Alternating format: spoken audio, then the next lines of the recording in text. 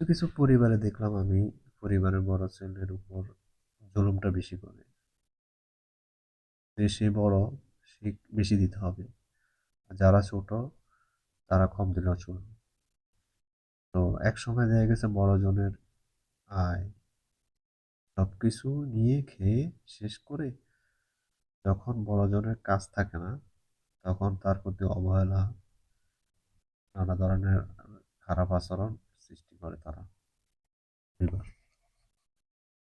কিন্তু আমার কথা হচ্ছে যে বড় ছোট সবাই সমান অধিকার। জায়গা জমি হোক, আর দেখা গেছে অনেক সময় বড় পরিবারে বড় ছেলের ইনকাম বেশি থাকে, ছোট ভাই বা পরিবারকে দেয়, নো প্রবলেম। কিন্তু দেখা গেছে যখন ছোট পরিবারের ছোট ছেলেরা ইনকাম করে, তখন সমান অধিকার করা উচিত। ঠিক আছে? আর যার আয় বেশি, সে তার খুশি অনুযায়ী দিবে। কিন্তু যে বাধ্যতামূলক যে দিতে হবে, বেশি দিতে হবে, এটা না, এটা করা যাবে না। আসলে যদি তার খুশি মানে সে বেশি দেয়, ওকে। আর যদি না, যে ধার্য করা হয় যে এই টাকা দিতে হবে, তাহলে প্রত্যেকটা পরিবারের ছোট ছেলে বড় ছেলে সবাই সমানভাবে দিতে হবে।